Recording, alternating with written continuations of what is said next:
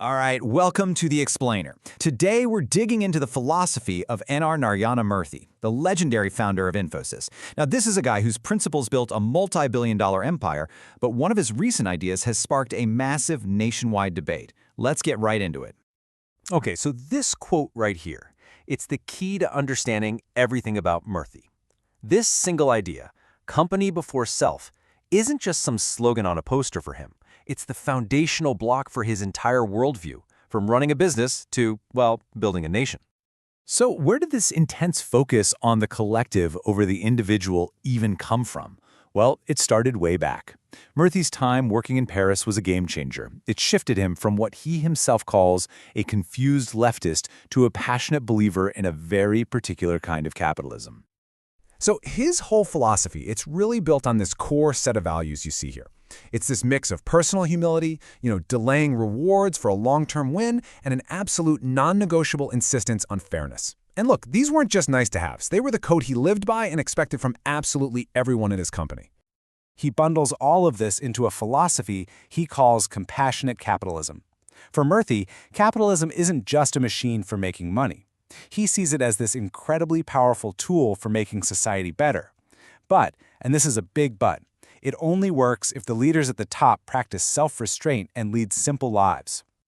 Okay, so that's the theory. But how do you actually put that into practice? How do you take these really high-minded ideals and build one of the biggest tech companies in the world? For Infosys, the answer was all in the values. And we're not just talking about a mission statement hanging in the lobby, right? From day one, this culture of rewarding merit and making sacrifices was basically the company's operating system. It was the real deal. It decided who got promoted, how big decisions got made, and exactly how leaders were supposed to act. And Murthy was a huge believer in leading from the front. He didn't just talk about being frugal, he lived it, showing up before anyone else and flying economy. That sends a pretty powerful message through the whole organization, doesn't it? And you can see how this Infosys way was just a totally different world compared to the corporate norms that would eventually cause this huge rift inside the company. This collision between modesty and a more lavish US-style corporate culture, it became a central fight over the company's soul. But here's the thing, Murthy's vision, it was never just about Infosys. He truly believed the same principles that built his company could be scaled up to build a better India, and he actually laid out a whole plan to do it. So he broke down his national vision into these 5 key pillars, and if you look closely, you can totally see the DNA of his corporate values in here. A laser focus on integrity, empowering people, and creating an environment where hard work and new ideas can just take off.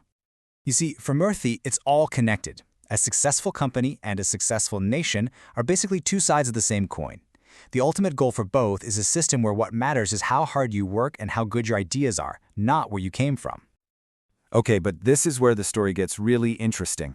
What happens when this super idealistic, old-school philosophy slams head-on into the pressures and expectations of the modern, global corporate world?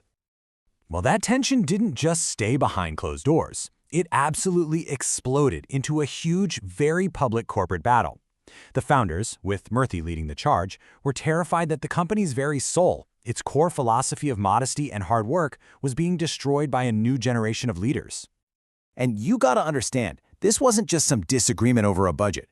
This was a fundamental clash of cultures. Things like multi-million-dollar salaries and flying on private jets were seen as a direct betrayal of the frugal, company-first values that Infosys was built on.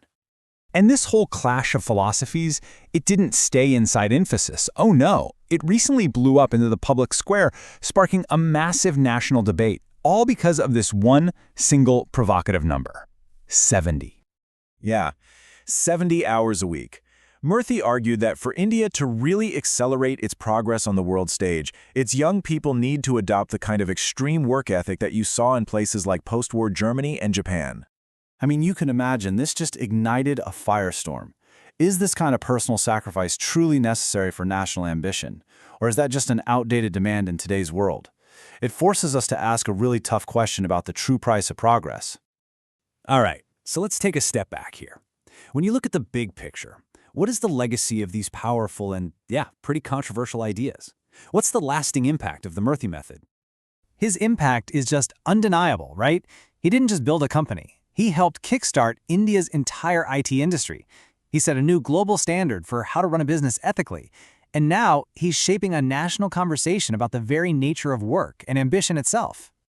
At the end of the day, you can't argue with the results. The incredible, massive success of Infosys is powerful proof that his original vision, his belief in austerity, transparency, and putting the company first was an incredibly effective way to build a global powerhouse. But, and this is the great paradox of the whole story, that same unwavering, ironclad conviction that created all his success, that's now the very thing that's sparking all this debate.